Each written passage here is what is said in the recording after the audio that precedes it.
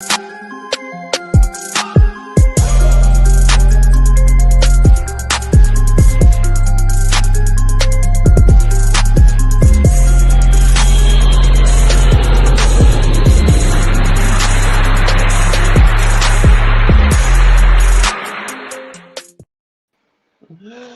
afternoon, everyone. I'm Giovanni Russo. This is the Pop Glitz Podcast, and I'm here with Mr. Ray, reality star genius, who is currently on the Love and Hip Hop Hollywood cast, and they're gearing up for season 7. And of course, we're here to talk about his new book.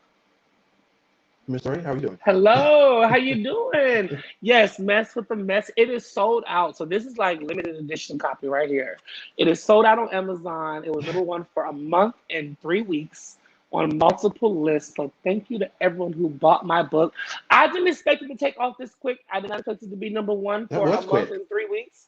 Y'all done sold, y'all, my book is sold out, so now I gotta get a new republishing deal to get the book republished. But that's good because I'm gonna have audio options and hardcover as well as the paperback. So thank y'all for supporting Mess with the Message. I greatly appreciate it.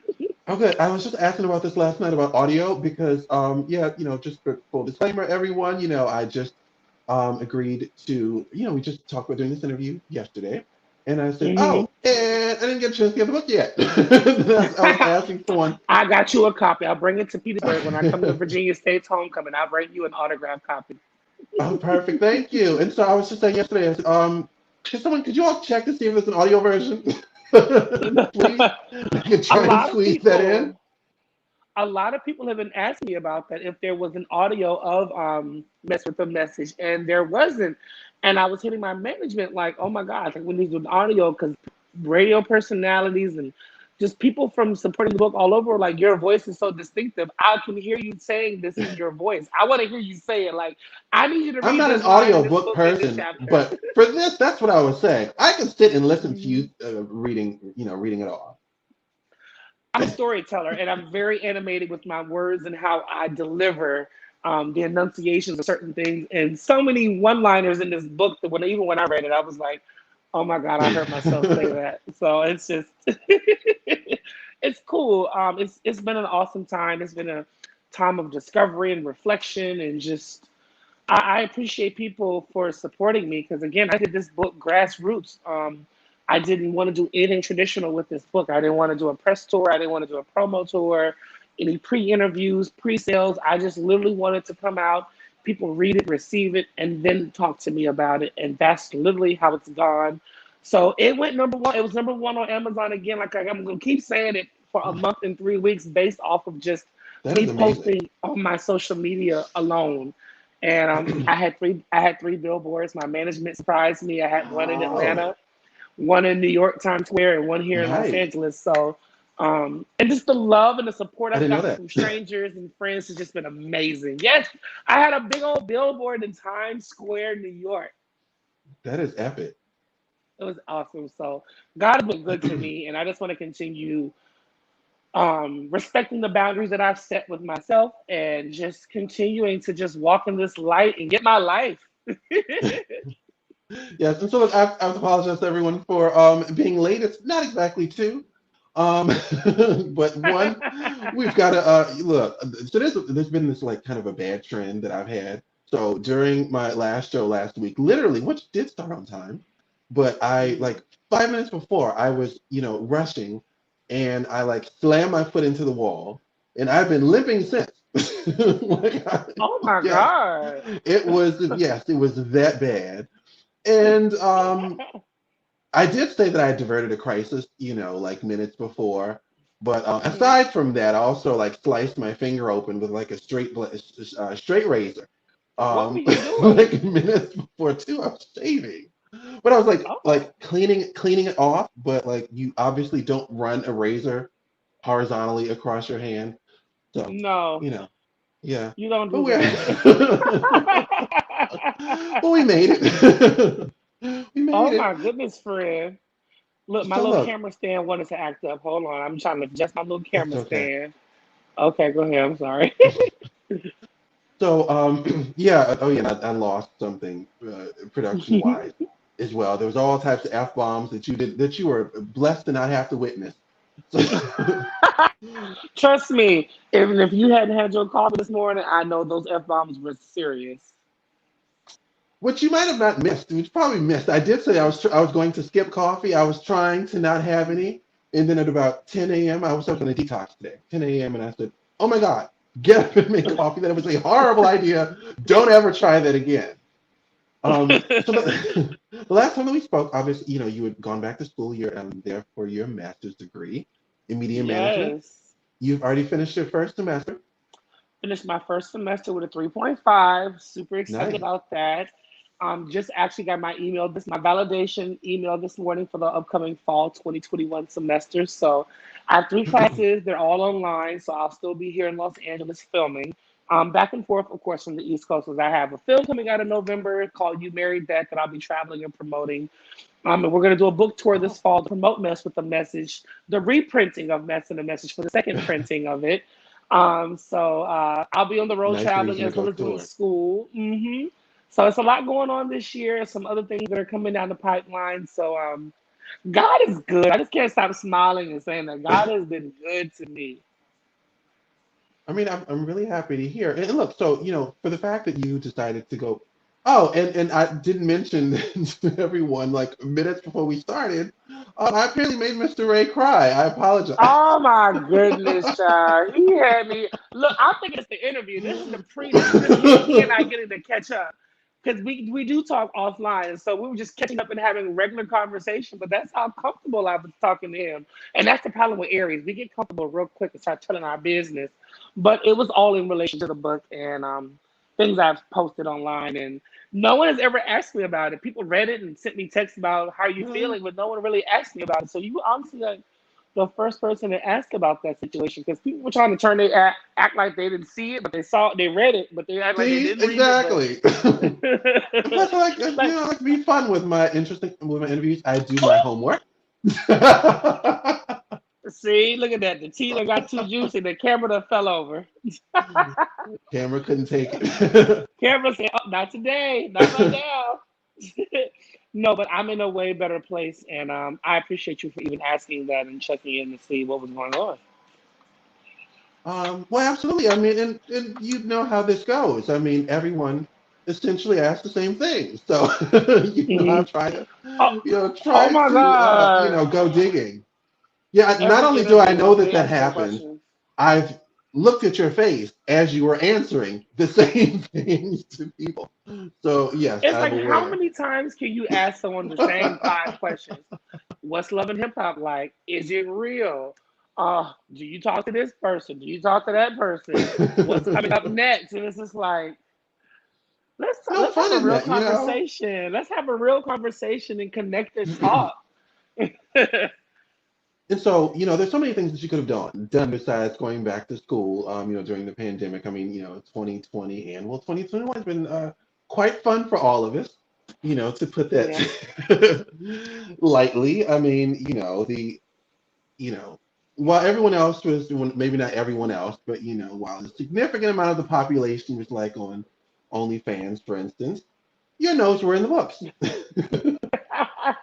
And Don't I'll get me even add, wrong. I might have glanced over at OnlyFans one or two times in between reading these books. I ain't gonna shade the no OnlyFans folks. problem. Not gonna Likewise, shade them, none at but all. I definitely wanted to take advantage of being at home and not having to film. Again, I've been filming Love and Hip Hop consistently 3 seasons straight since 2016. So literally we filmed 10 months, you got 2 months off. Right back to filming again. And it was that same cycle. And I really didn't have any time to unpack and deal with anything I was dealing with both emotionally, mentally, physically, and just what was going on around me. And so when Corona hit and shut everything down and we had to sit down, I really had time to reflect and just dissect a lot of things that needed to be discussed and dealt with in my life. And I'm not appreciative of the people dying and people losing their Oh jobs, but I'm yeah, appreciative of the time that we had at home to regroup and refocus. and like that's something else that you managed to get through the pandemic without doing, like Ooh, PPP it was fraud. Like different. those were the like three main things. Yeah. Listen. OnlyFans in jail was been like a trending theme. Yeah, you escaped Thankfully, that. I have a praying grandmother, so those won't be my realities ever. Yes, absolutely. Mm-mm. And so the last time that we spoke, what I was thinking of even this morning, I said, I had well, I mean, again, I followed you for, the longest you've had, an amazing professional career, even, the corporate Amtrak days, like for those who Yeah. aren't aware of that when you were in DC. I mean, that was a big deal in and of No one itself. knew that I worked at Amtrak. Well, Amtrak, one of our, and I tell people, I never hid my job. If you saw my social, you saw that I was in DC, Chicago, and New York very frequently. Usually always at a train station or in an office, or at an Amtrak event. But we're government workers. We're considered government workers, and I was always on special assignment. That's usually given to you by your management or upper level supervisor. And I was always on special assignment doing PR and marketing, trying to get more African American ridership involved with Amtrak and whatnot, specifically the CIAA and MEAC tournaments. Um, but we couldn't post ourselves in uniform on social media. Like they urged us to not do it. It's not a rule that we can't post ourselves in our uniform, but or when we're at work related events. But my dad just always urged against that because I came into Amtrak as an established media personality. So there was already eyes on me anyway. And then on top of that, I'm the son of this awesome black man that was there knocking down walls left and right. And then my sister's there now doing the same thing. And so it's like I'm coming in. I was a railroad baby, so I was coming in as a railroad baby. So we get treated the worst because we get special privileges. But I worked for everything that I achieved and that I received, and yeah, that was a good time. I love DC. Obama was in office at that time, so to live and work in DC was a bucket list goal of mine that I did. I was there for 4.5, almost 5 years. So yeah, much love to Chocolate City, my second home. Absolutely. And so, you didn't, I did see you mention in an interview that you mentioned having an interest in returning to the city Yeah, at some point in time.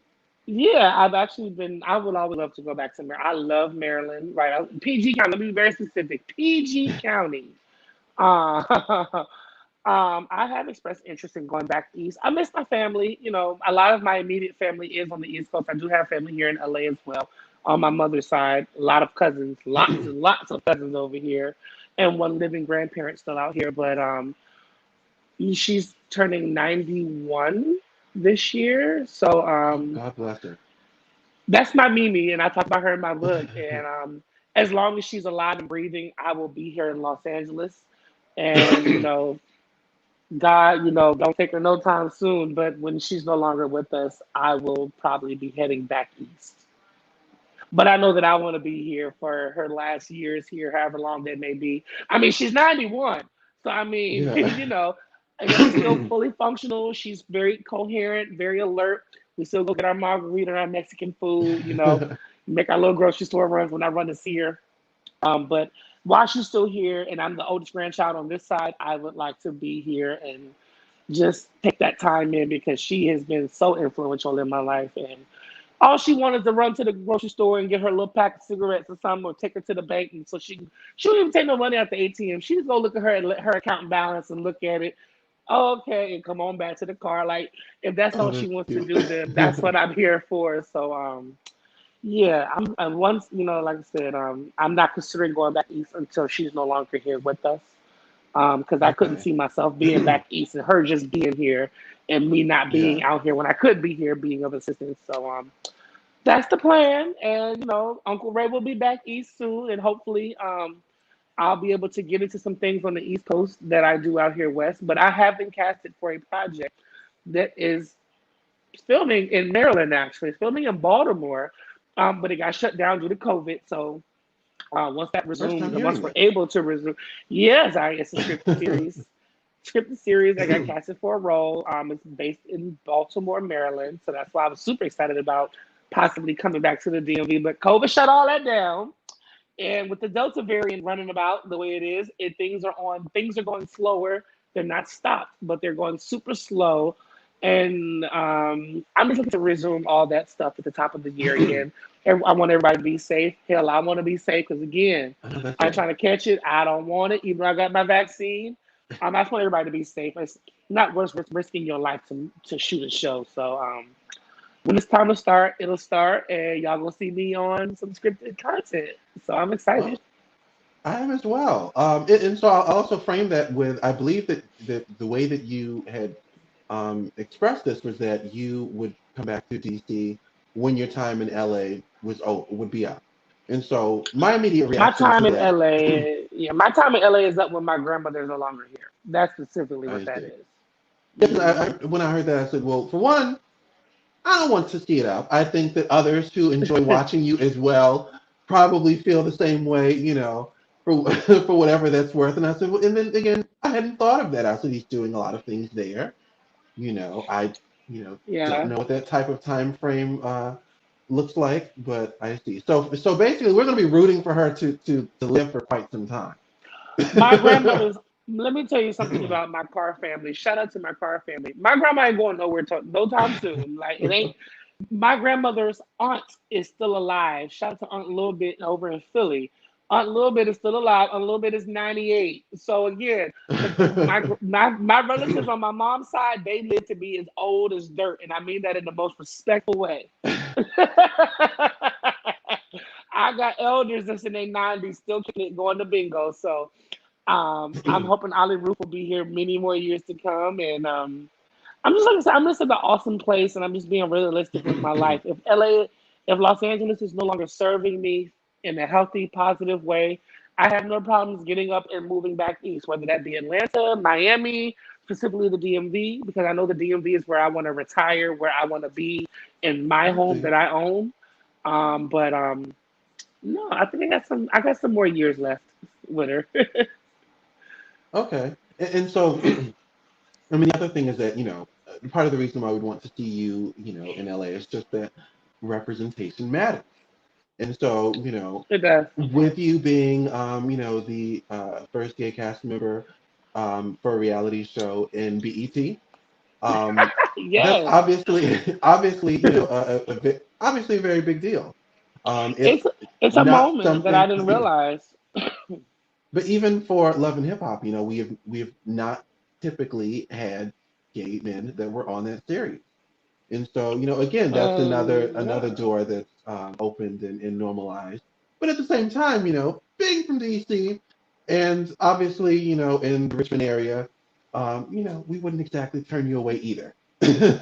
So, No, even with the love and hip hop reference. I didn't even realize that I am for Hollywood. I'm the longest running gay male we've had many. We've had yeah. Miles, Jay Will, and Jason Lee, and Zell, and Hmm. out of everybody, and everybody's been impactful in their own way. I'm not taking away from Yeah. anything anyone has contributed to this platform, but I didn't realize it that I'm like one of the longest running LGBT cast members in the hip hop franchise overall from all the cities.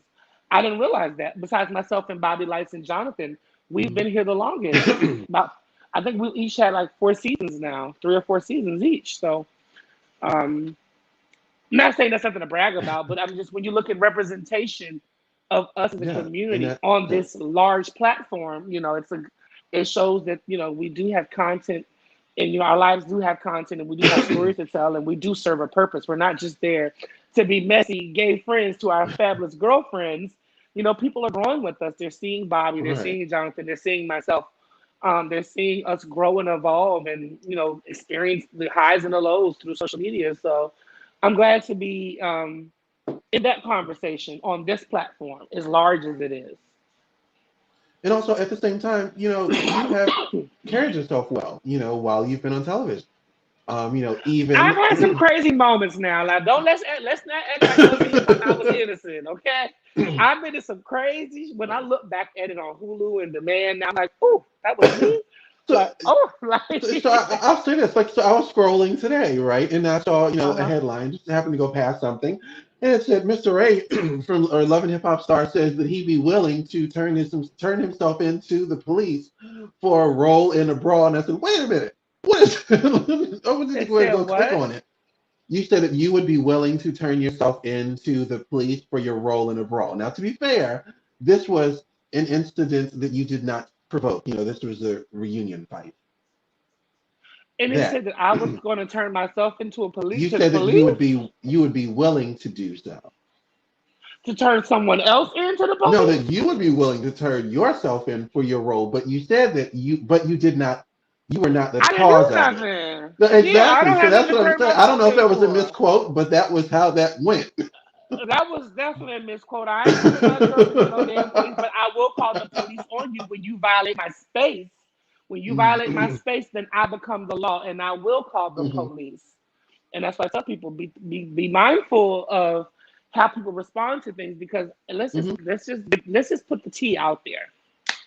I hate even going back to address it because I'm not even in that headspace anymore, and neither is the other person. I didn't mean to But bring it up for that reason. I was just saying no, no, no, the that it police was that a were headline that was created it was around the whole, definitely it was you know. wrong.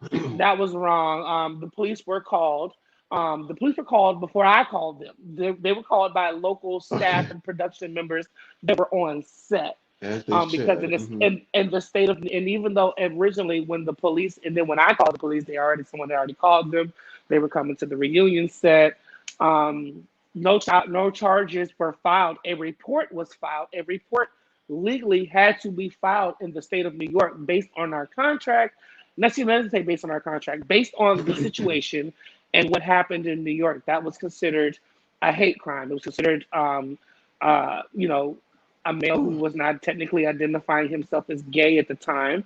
He was saying he was bisexual. I am a openly gay male, an established name and personality. Um, I was attacked, and in New York, you have to if there's a report that's in the public setting that multiple people can see like that.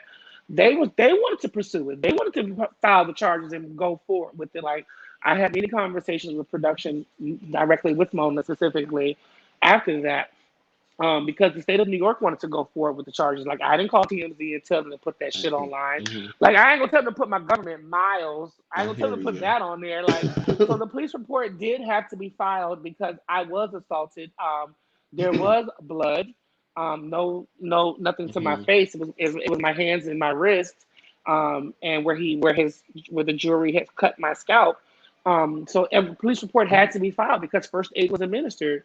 So it wasn't like I wanted to call him and get him arrested and throw him under jail because you know the state of black men right now. But you're not going to put your hands on me and then celebrate it either.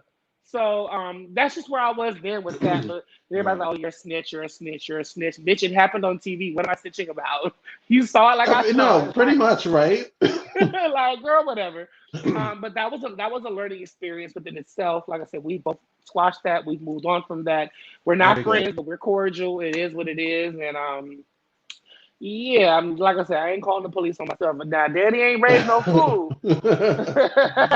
Right. Yeah. Yeah. And so that's what I was saying. That you have generally carried yourself well, but of course, being a part of the show, you have things like that occur. And these Don't pay headlines attention that to do these vlogs. that do. I know these headlines that do arise, but for the most part, just saying your behavior has been such that people have wanted to continue seeing you, have wanted to continue working with you.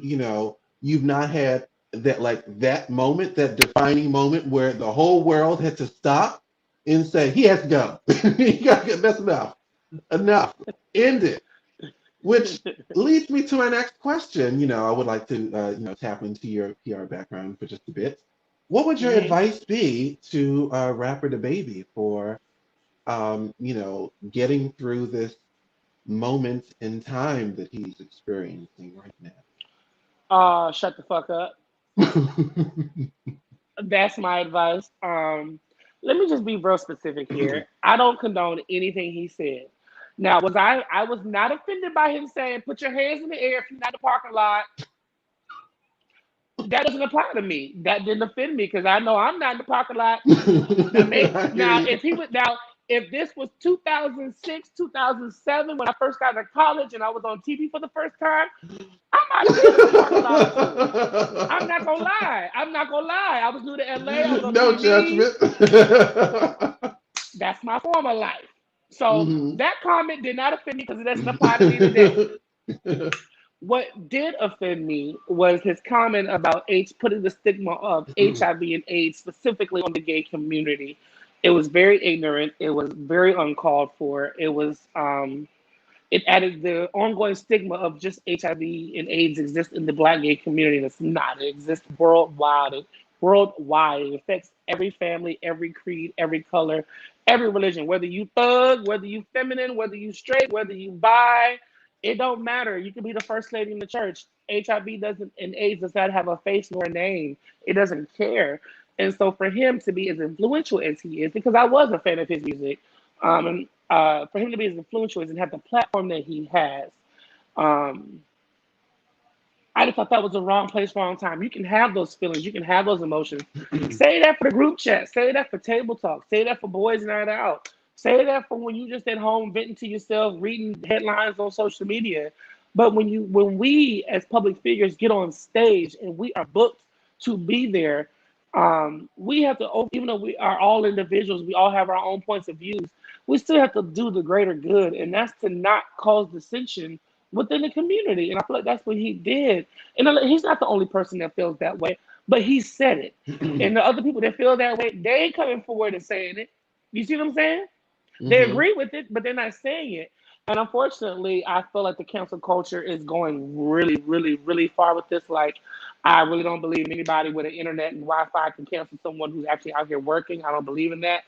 But I feel like he does need to be educated. I feel like he does need to have some open dialogue in an open forum where he can explain why he feels the way he feels. What brought him to that conclusion that only HIV and AIDS exist in the Black gay community? What black gay person has done something to you that has offended you for you to now feel this way? Because with the baby being as big as he is, I know he's worked with a gay stylist, a gay barber, a gay You publicist, know. a gay flight attendant, a gay driver, a gay server. Someone gay has served you in some form or fashion. Someone has served this man. So something within that, something has triggered him to say that. Because I don't believe I hang with straight men, I hang with gay men, and don't nobody just walk around just. First of all, don't nobody even say that in the club. I go to gay clubs all the time, all over the country. And I ain't never heard nobody say that. If you ain't got HIV and AIDS, put your phone in the air. Like, what? Who says that? Like, it's And it's a my it's a take, it PR my take train. as well was just, like it was shock. Like, why? Why did this just happen? Like, I'm confused. I don't. What was the purpose? What are we We doing here? And even for the people who like those that. um we also got to take into account as well. I'm not making any excuses for the baby. He's from North Carolina, and I have family from North Carolina too. And a lot of times, a lot of their conversations are not the same that I have here in Los Angeles, because Los Angeles is a lot more diverse, a lot more free, versus the South. When I go home to Virginia, things are very like conservative and kind of sort of textbook. So again, he needs to be educated.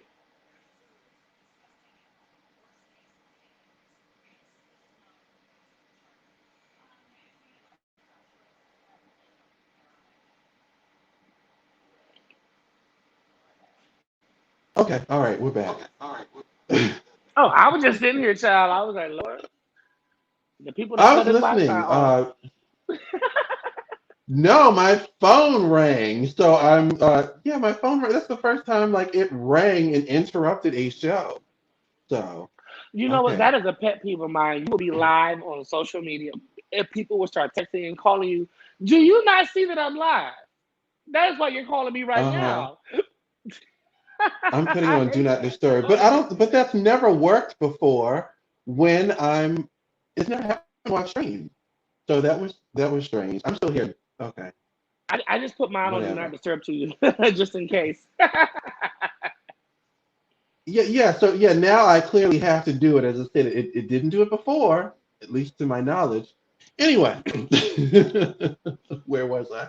Oh yeah, for the baby. I mean, like people who feel that way, like, or a lot of people say that there are those who say that on stage, and I said, well, even if they said something similar, it wasn't on such a large stage. Like that's what makes the difference. Like most people usually get on like their biggest of stages and generally act like they have some sense. You normally hear something like this from some, more obscure I just event. feel like it needs to be an open conversation with the baby. I'm not saying cancel him. I'm not saying kill this man. Yeah. Stop threatening this man's life Likewise, and his I'm kids and his not family's for life. I'm not for threatening at all, which is the reason why I specifically asked about, your professional thoughts. I gave a Yeah, compliment I personally feel like it to needs to be a open conversation with him to let him know, my job, even with this situation, if I was able to have a conversation with him, my job is not to change his mind and make him love every gay man and woman that walk this planet. Because I don't love every gay man and woman that walk this Mhm. planet. But my goal is to just get him to understand that we all breathe the same air. We all bleed the same. We all are born the same way. We all die. There's a day we all leave here. And your words are very impactful. And him not listen, and I know there's a stigma with the straight community and the gay community and them accepting us and them speaking up about certain diseases because they feel like certain diseases are only for gay people.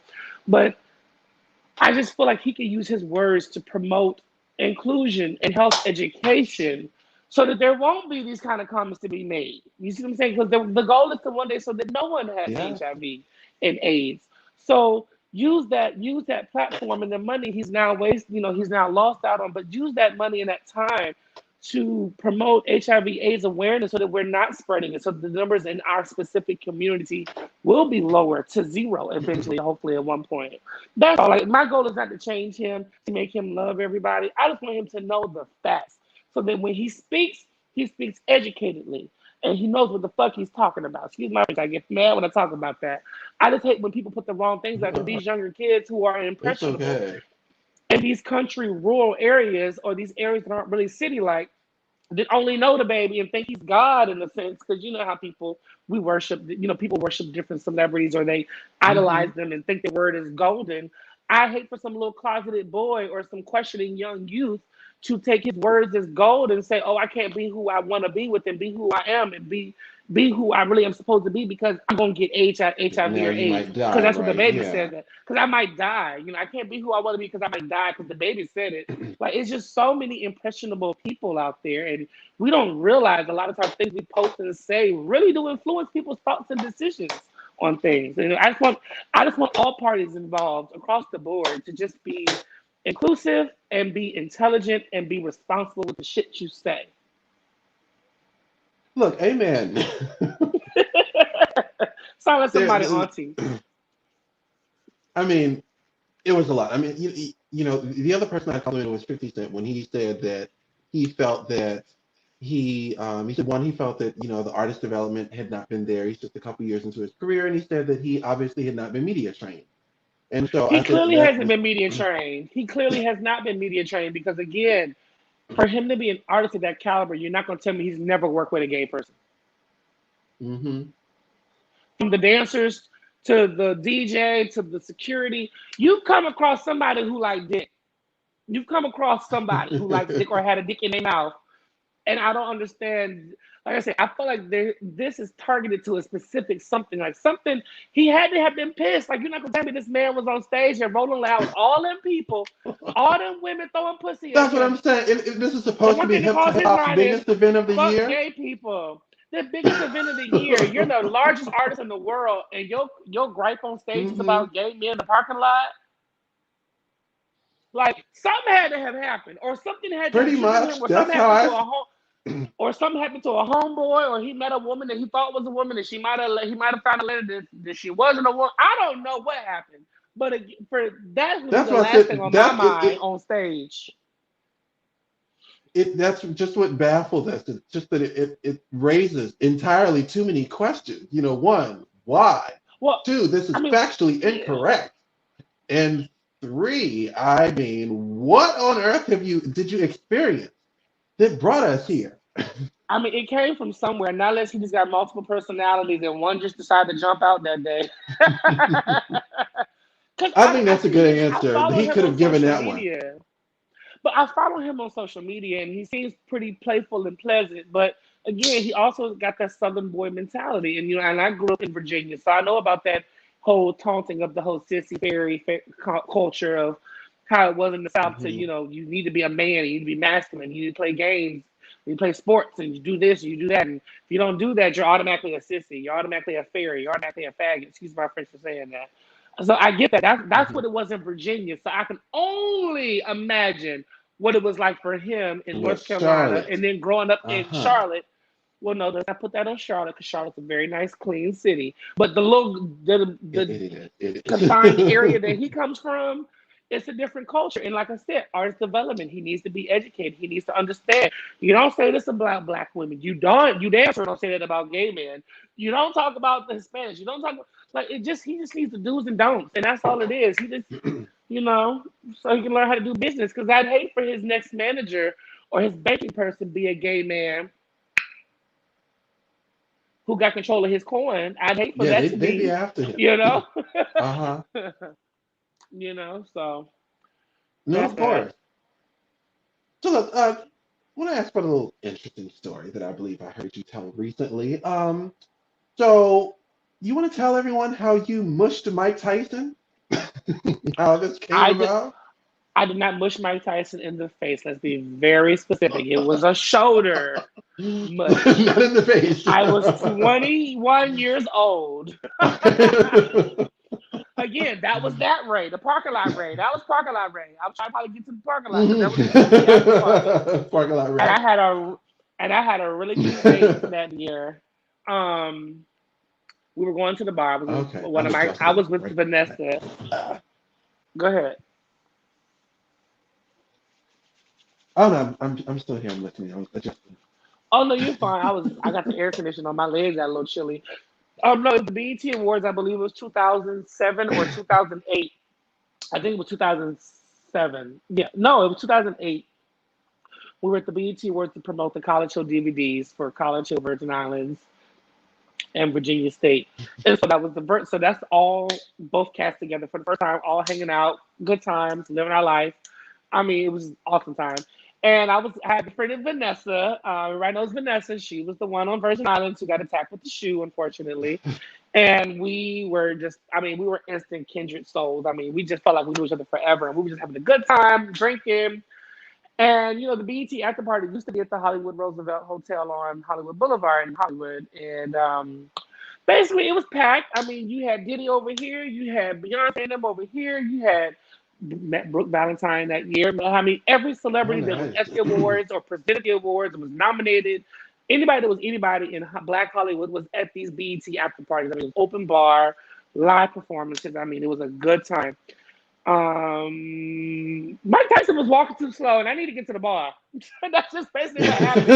But I didn't. But it was so crowded. I didn't know it was him. Vanessa was in awe of him. So the whole time I'm pushing through people trying to get to the front. He was one of the people that got mushed trying to get to the front because I'm drunk. That is I funny. again fresh out of college. I'm on TV. I'm on BET. I'm at an open bar party.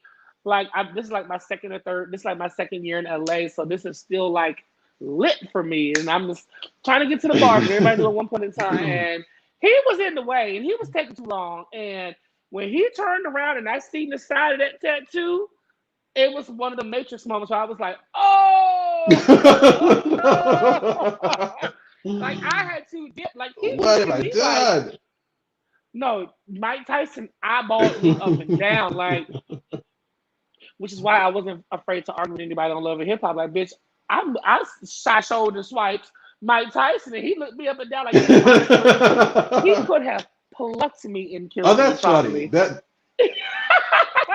That actually like belongs. That should have been in your interview. Like when you started. It's in my book.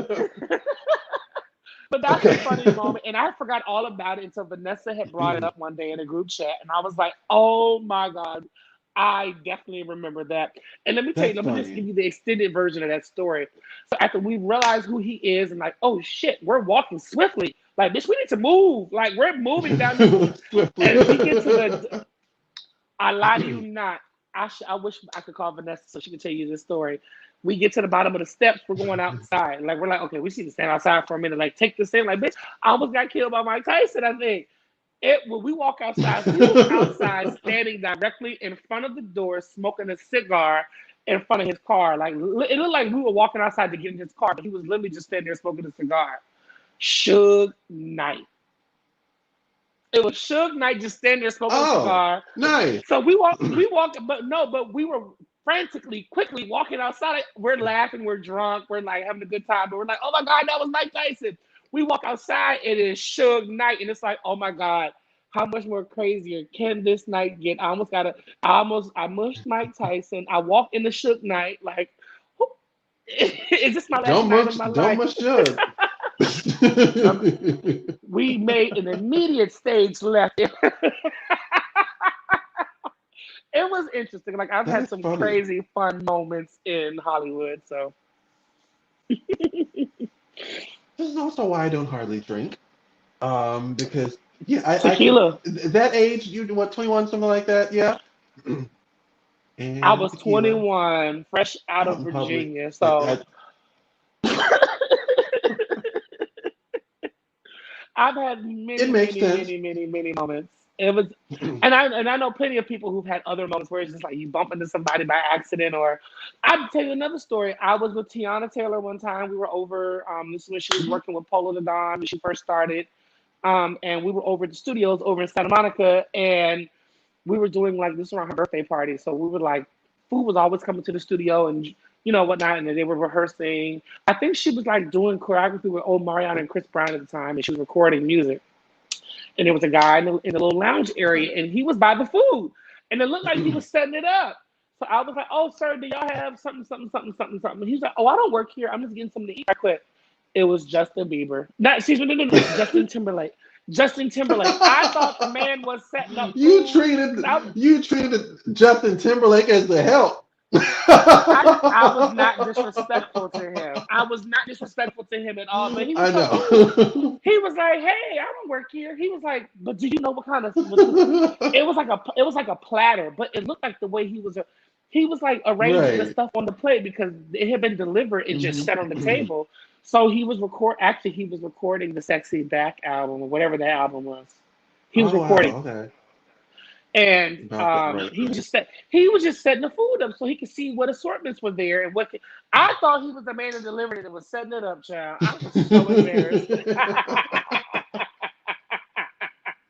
That is, I I was always like think twice and I like really look before I ask that because I You always have to. imagine it being some horribly insulted, thinking of myself horribly offending someone. Well, that's like one time I was in H&M and somebody thought I worked in H&M because I had a shirt on. I guess it was in H&M, and the lady was like, "Oh, do you work here?" And I'm like, "Bitch, do I look like I work here? Do I have on a headset?" But I guess so. like, girl. But no, I've had most of my tea, and when I say message from messengers, tea in my book, the tea in my book is Hmm. not gossip at all. It is funny moments legitimately like that, where I've interacted with people, met people, or they mistaken me, or we've been around each other, didn't know who each other was, or it's just organic, funny moments where we basically bonded over a situation that was happening that we were in, that we didn't know we were a part of. And I love that about my story. That is no gossip. It's really just tea. It's that story. Yeah. And I have a lot of backstory. I'm connected to a lot of different people in a lot of different situations and a lot of different lanes of different things. And it was good to just shed light on a couple of little things. I didn't tell everything. I told enough. I told what I wanted to talk about. Yeah. But there will be another book. The rest of the message is not over. It's going to continue. And for the next one, you said that your first cover story, I don't even remember if this was on whether we were live, whether this was before. I think it was probably before. You said that your first major cover story that you worked on was with Blue Magazine hmm covering Wendy Williams when her show first started Yes, back in When the '08. Wendy show first, yep, when the Wendy show first premiered in 2008, shout out to Raphael and Davon and everybody that was a part of that. Wendy Williams was my first cover interview, and this is when she was, I believe this was the 6 week sneak peek, and she had just gotten picked up as a full Sounds about time right. uh, talk show on Fox. And I remember I did my interview with Yeah. her. I was here in Los Angeles, and we did it over the phone. And I mean, I had my pen and paper. I'm just writing everything she said. But she was on the phone, walking down the streets of New York, going to the gym to go work out. And we were talking. We're like, So I'm assuming she was like with a trainer or with someone else, but like she was literally talking to me the Mhm. entire time of her going to this gym workout session. And I think she Oh was wow. even working out and like with the person, and we were still on the phone. Like it was crazy. And we just talked about Somebody so knows how to much, and it was cool. multitask. Yeah, so Wendy Williams was I mean, and they gave me no time to Very prepare good. because I was already a fan of Wendy from watching the sneak peek. They literally, Raphael called me on like a Okay. Monday morning. It was like tomorrow morning you're interviewing Wendy Williams. She's you got her window period between when she's going from one Okay. meeting to something. So you got 45 minutes with Wendy on the phone. And I don't even remember if they gave me her direct number to Oh. call or it was a Google Voice number. But I called this number and she answered like it was like I was calling her phone ready like hello. Oh hi, how you doing? Like it was just real normal. And this was before voice record, so I'm literally interviewing Wendy Williams, asking her questions off the top of my head, and she's talking a Oh mile a minute. yeah. And I'm writing. I'm literally doing it all by hand, writing And the it type, yes, all because she is a down. fast talker. hmm So that was my first ever major So I celebrity interview picture with Wendy Williams. very good. Look, okay, so look, forgive me. I think when I came back, I got like this ridiculous delay that just started Mm. with the video. The audio's fine. The video's like lagging. But so I was thinking, again, before doing the interview, I said I had basically asked him like practically everything the last time that we spoke, about his professional career. And it's interesting that you mentioned that Wendy was your first major cover story. But all I could think of for this was what would people want to know, and so this would be, I think, for the next book. I just imagine Wendy Williams sitting down with you, asking all the inappropriate questions. Like I think it was either her or Diane Sawyer who sat down with Wendy and was like, sat down with Whitney and was like, "So tell us about the drugs." So like this is like actually that going to be a that is prequel. This is the next book, the continuation of Mess with the Message. I'll have new content in the there as well. But the second part of Mess with the Message is going to focus on the backstory of these chapters and the information that was given. Like it's a memoir, okay. so I gave a general overview. Like I pretty much gave you the highlights. I want to go in between those highlights and actually let you know what led to those moments, what happened after those moments, and then, of course, there was a lot of topics I didn't address. I didn't want to put everything in one book because I didn't want to feel like I was done. Right. It was a memoir. It was things that I've healed from that I wanted to reflect on. I haven't talked about any of my personal relationships. I haven't talked specifically about my relationship with my dad and my stepmother or my stepdad. My relationship specifically with my siblings. I'm the youngest of five. I Mhm. have nine nieces and nephews. Just a lot of Oh. my other jobs that I've had outside of television. The my normal life, like when I was a lifeguard, Mhm. when I worked at Kaiser, when I worked at Pizza Hut, when I worked at Amtrak, worked at Yeah, I don't think I heard of any just of those except for Amtrak. yeah. So yes, I only gave the glitter, so I want to give the grind as well. So the grind is Hmm. the next part, and just Okay, giving more backstory, like how I'm giving you this that I'm backstory, excited these for. backstories.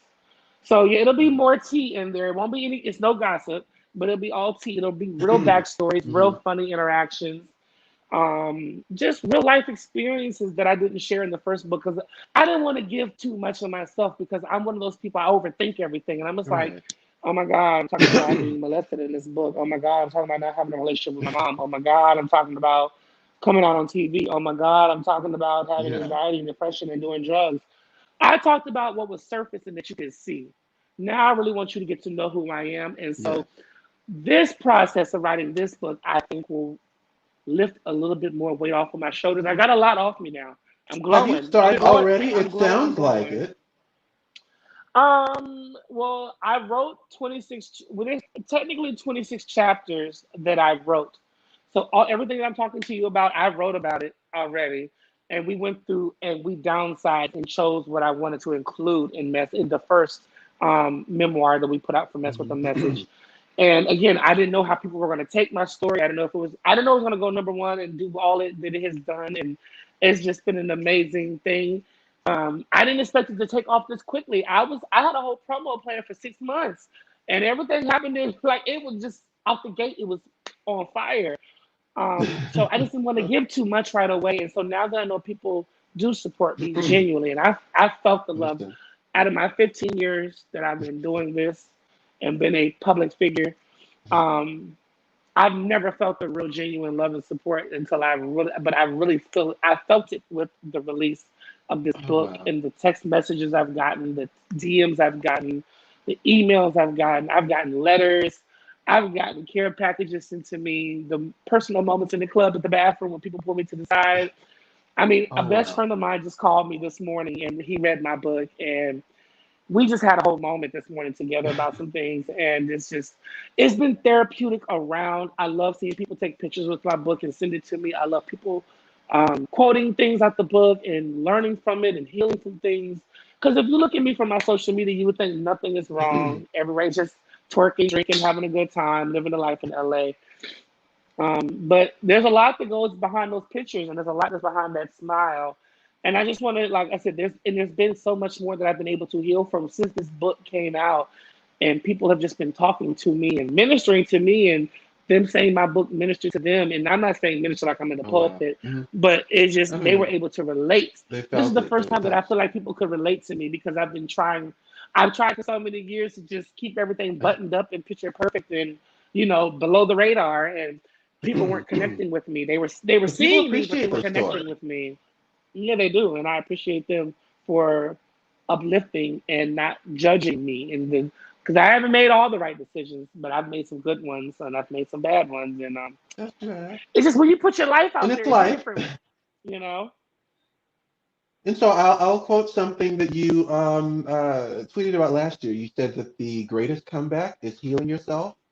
A lot of people needed this year off, minus the pandemic. Um, and so, just with that, a lot of people see healing in um, you know, different ways. Hmm. Um, how would you say that? Uh, well, I'm wondering, is that something that you came across, say, yourself, or was that something that, it took like a therapist intervention to do? Not everyone No, necessarily is able to come I to the had a. moment of realizing that they need healing on their own. You know what I mean?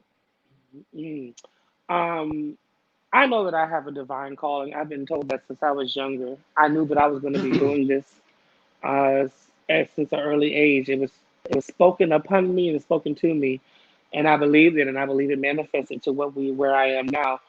Um, I had an intervention with my family here in Los Angeles, with my mother and my grandmother, when I was at a very rock bottom place where I was just overindulging in drugs and just high every day and not productive, not getting out of bed, missing scenes and shoots for Love and Hip Hop because I was just too wasted and out of my mind and hungover to get up.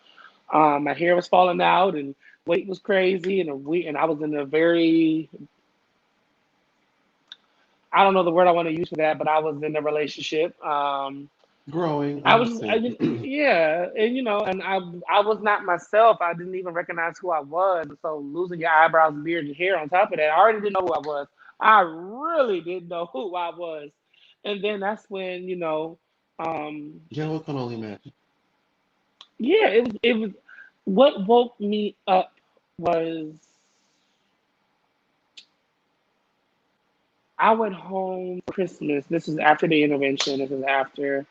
And it was hard for me to look my dad and my sister and my niece and nephew in the face when I first got home, because I know there was, when I come home, it's, oh, Uncle Ray is home. Uncle Ray is happy. Uncle Ray is here. We're going to have a great time. My brother's home. My son is home. My cousin's home. My nephew's home.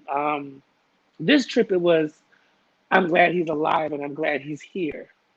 And we want him to heal. And Amazing. it's different when you feel like you've let down your family, and that's what I felt like. Even though it wasn't public knowledge at the time, I felt like I had let them down. I let Hmm. myself down.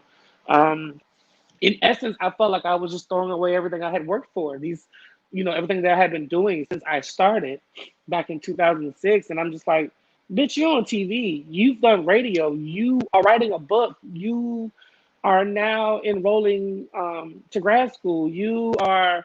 You have projects coming out, you have endorsements. What's wrong with you that you can't see that you're blessed and that Yeah. this is what you're supposed to do and this is the capacity that you're supposed to be in? But you won't be in it if you keep doing this. And that's when I found out about my health condition with having hypoglycemia and basically um, a lot of things had to change. It was either Yeah. you want this last drink, you want this last little hit of whatever this is, or do you want to be over here and be Uncle Ray and see your nieces and nephews who were all under the age of 5 at that point, at that time, 5 or 6? You want to see them Yeah. graduate. You want them to talk about you. Like, who's gonna talk about you when you're gone? Like, all kind of crazy things was running through my head, and things were going on. I mean, the pandemic was still going strong around Christmas. I couldn't really spend Christmas with Yeah. my family because there was no vaccine at that time. My parents were terrified of what was going on. Then I came from LA, Right. of course, where it's the worst, and then I was in Atlanta, where Right. it was talked about even worse. Pretty So bad. it was just I was just really disconnected, and I said I was not going to have a 2021 the way 2020 and 2019 had played out. I was not going to do I mean, I'm that. so glad that you were That was able not going to be to me. turn that around. I mean, I I have think strong that determination. I have strong willpower. I can say I know when to say no. I just like to have fun, yeah. and that's part of me having. I have an addictive personality. When I find something I like, whether it's food, a man, a friend, a drug, Aries are a drink, strong people, and yeah. very fun as well. The most important thing was I that mean, I the and myself, I had to learn my boundaries with myself before I could place any boundaries yeah. on people around me. I had to be honest with myself and what I was doing wrong and who I had become. And I had to accept that and deal with that and place boundaries on myself and accept my responsibility for the role I played in some of the decisions and things that were happening with me, whether it be friends, Yeah. relationship, TV, finance, whatever.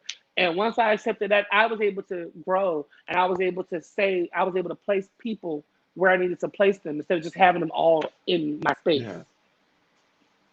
hmm And yeah, and sorry, I was dealing with the little bit of a delay that I had. That's why I paused for a second. But look, so and this also goes to you have mentioned before about the importance of owning your life.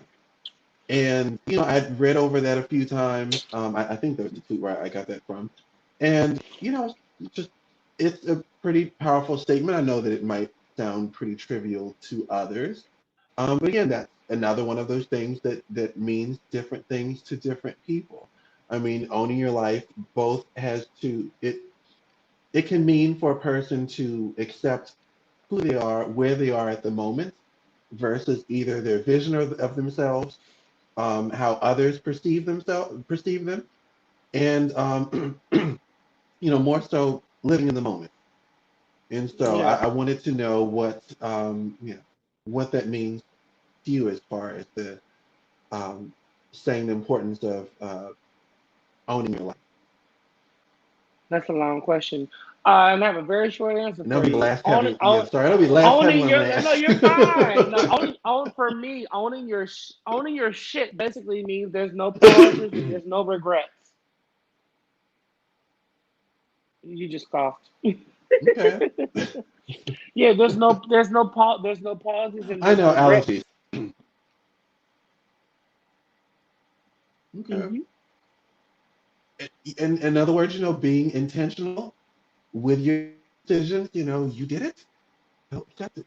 Whether it's fun, whether might not have been so good. You did it. Own it.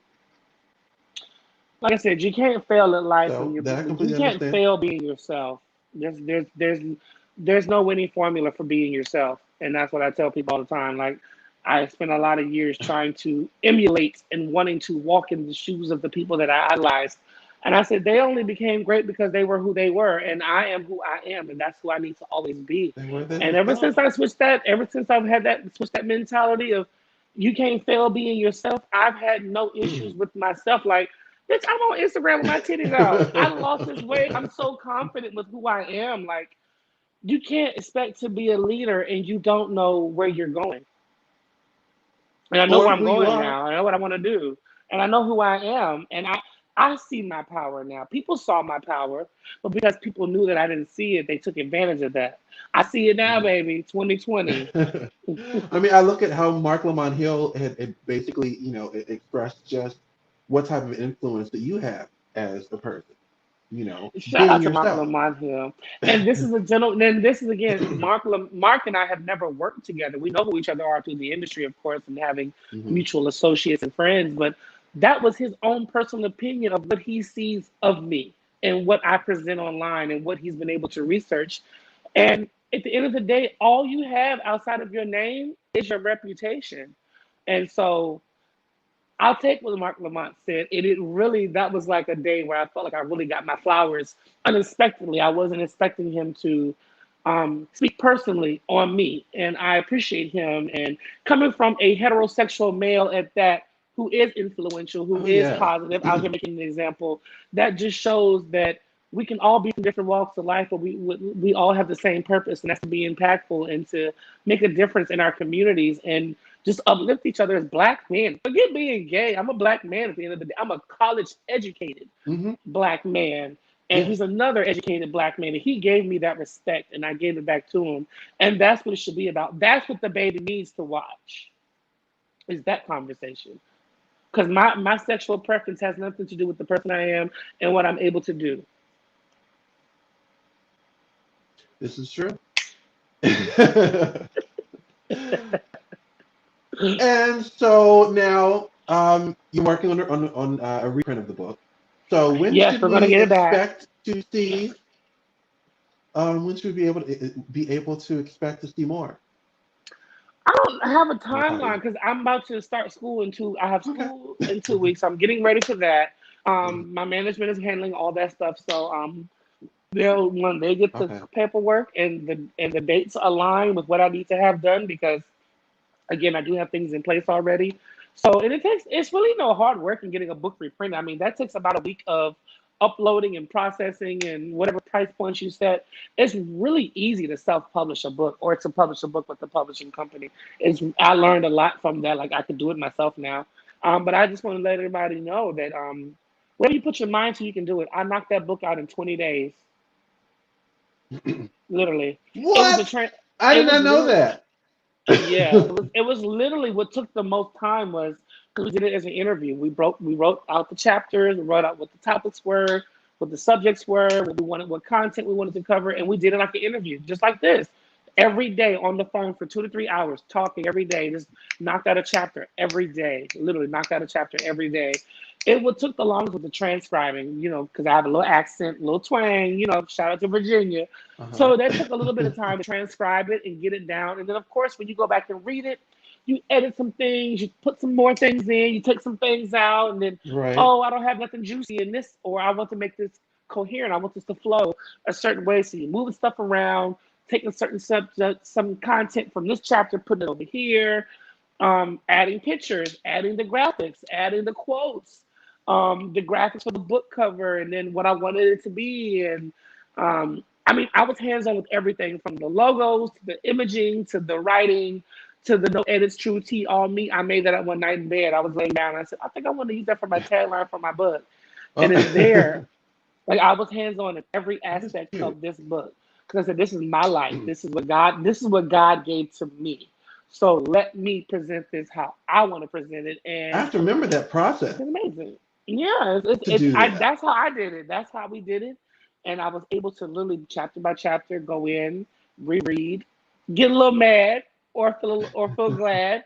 And I was able to go back and revise, took some stuff out, added some stuff in, took some more stuff out, added some more stuff in.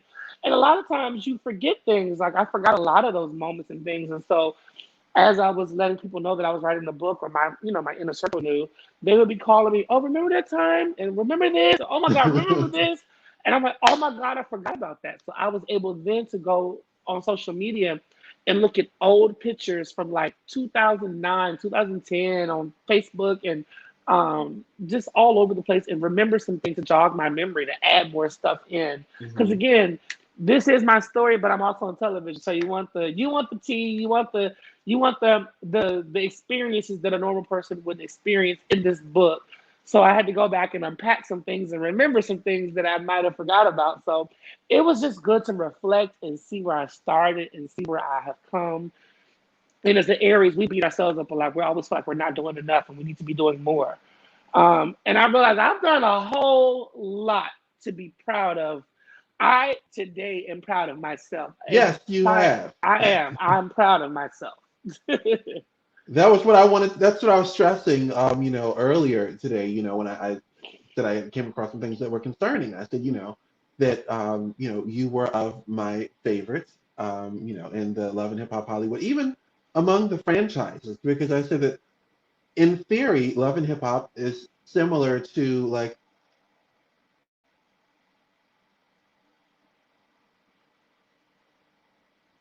All right, thank you. Ignore that. All right, can you hear me? Yes. Nice. Yeah, don't ask me why I just decided I didn't need to be talking anymore. I switched cameras.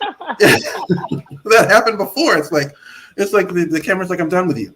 But I wanted to mention that, similar to the Real Housewives shows, that they're supposed to be around people and following their careers and, things that they're doing professionally. Except we tend to not see any of what they're doing professionally. It's mostly just fighting, if they're doing anything professionally at all. So I'm just saying that, for you, it's always been great, both to know of, your professional background, what you're doing, both on the show, seeing you, etc. I know it's like a whole different person, it's a different angle. Um, I was at the beard, the hair. Wait a minute, where your man at? You single? Now, He how going I on marriage switch boot here. camp. I'm just messing with you.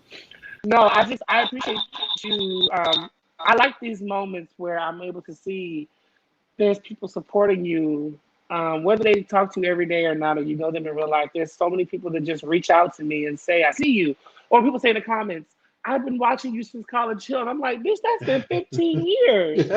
Who have I watched that long? Like, who have I been right. watching and paying to?" For me, um, who have I? I mean, okay, I started before Nene Leaks, but Nene Leaks was someone when she came on television, big personality, and just to see the things that she and the rest of those ladies from the Housewives were able to achieve, it let Yeah. me know that A, I need to step my game up. B, BET, y'all ain't paying me. Two, like it just. But seeing someone else's success did not bother me. It inspired me to want to do more. Yeah. And so once I saw the visibility that Love and Hip Hop had and the things that were being offered and available now to some of the friends I had that were on the various cities, I was like, joining this show is of my benefit. It's it would be of my benefit, just from what I was seeing. And then you Right. join and you get in and you get where you fit in and whatnot. But no one's success has ever made me jealous. If anything, it made me want That's to good to question hear. the people that I'm working around. Why am I not doing that? Or why have I not done that? And what do I need to do to be doing that or be doing more than that? It's always motivated me to do more, to not be competitive, but to push myself further so that like I said, I always stay in the conversation. So nobody, first of all, I'm the first, darling. I, I mean, there's no Yes, competition you because I don't are. care. I don't care what anybody else is doing. I'm not competing with anybody. I'm only competing with myself, and I've only been my biggest competition. No one has touched me or what I'm doing. I've done so much, and that's from me having ADHD as well. My brain is all over the place, so I never can stay focused on one thing for too long. It, But and it no, works because you both do a lot. You've done a lot. I know that Aries are pretty driven people, and if you didn't have it, you might not have been able to have gotten through some of this. So look, I'm not going to hold you. Um, I can I know I can talk. Probably okay. the both of us. But so we know that there will be a reprint coming sometime in the near future, Yes, everyone, and apparently there will it's going be to be a very sequel. soon. Yes, and apparently there will be a sequel to this book, which will be covering the much of the nitty gritty, which I'm absolutely thrilled about hearing the more in-depth parts, which apparently sound like the things that I've been needling at. So, Hmm. could you let everyone I'm know? Go looking ahead. forward to having the book. Hopefully, like I said, it depends on my class schedule, my filming schedule, my traveling schedule, and just making sure I'm in good health and everything across the board. Yeah. But Mess with the Message will have a sequel, and I'm looking to have it out by my birthday next year. All right. That's my plan. That's my idealistic timeline. Ooh. I'm gonna try to make that happen. Because again, I'll be 39 next year, and it'll be a year since the date of the book. Well, the book was released in June, but it'll be a year since the date the book was actually physically completed. And I just want to talk about this journey that I've had within these last couple months and leading up to it. And this being in school, like I believe in having something physical. Like an article and a video is lovely, Hmm. but I love physical Yeah. evidence. I love you can read. I like that. So I'm old school. So Hmm. it'll be back up on Kindle. It'll be back on paperback. It'll be available for hardcover as well. So that's my Okay. goal. I'm trying to get that out for next year. But yeah, we're working on that reprint. Hopefully, we'll have it up by the time the fall semester officially gets going. So like October, November. So Okay. Very yeah. good. So we'll be on tour next year with two best-selling books. Nice. Oh, I'm that is even manifesting it. I'm better. calling it. I'm calling it. I'm calling it. Absolutely. And so before we go, could you let everyone know where to find you on social media? And as soon as you do, I want you to hang around for just a second Okay. after we go off air. Okay. You can follow me on Twitter, Facebook, or Instagram, Mr. Ray, MissterRay. Blue check game across the board. As well, it's sold out now. Ask your cousin, can you borrow the book? Because a lot of y'all bought it. Y'all, it's sold out, so it's out here floating around. But I also have some. We will be having a second reprint of this book. It will be available within the next month or so. Well, I'm not gonna say a month or so. It will be available next month again on Amazon as well as Barnes and Noble's website for Nook as well. So I'm just excited to be here. Thank you for supporting me. I really appreciate it, guys. Like I hate the word fan. I say supporter. I say brother, sister, or I say y'all know me. I say hey friend. That's been my thing. I love you all for loving me because this was really hard for me. This is my eyes get watery every time I see it because so much of the vulnerable Ray is in this book, in these pages, and you all really showed up and showed out and supported me. And I appreciate that genuinely. Like, this made me feel like these 15 years wasn't a waste of time. So, man, my eyes get watery, but thank you very I don't want to much. hear you ever talk about it. I don't ever want to hear you mention the possibility of there being a waste of time of those 15 years again. I'm just Well, saying.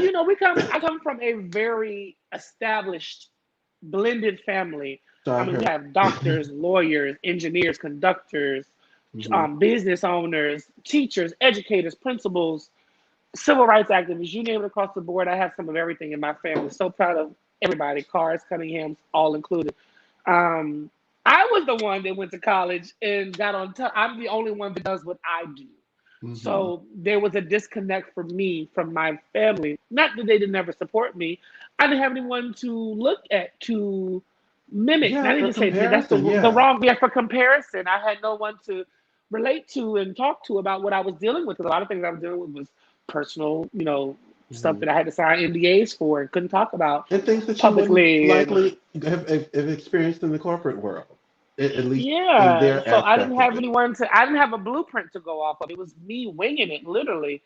And it caused a little bit of a disconnect. And over the years, my family has shown me support in numerous ways, from showing up to my events, retweeting my stuff, reposting my stuff, That's buying my always stuff, good. promoting my stuff, tuning in and watching, whether it's a good episode or not. um, they've been there all around, and this was just my way of saying I love my family and I love my life, and I wanted people to see that.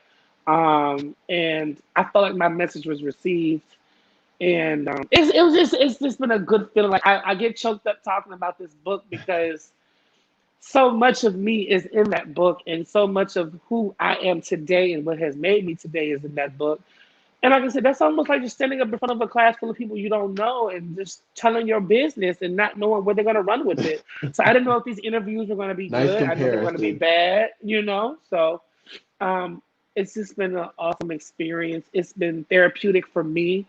Um, and I surprised myself. I'm a brand. I'm a name. I have influence. You Mhm. can't buy that anywhere. And I'm just so appreciative of that. And this was the affirmation that I needed, that I've been praying for, I've been asking for.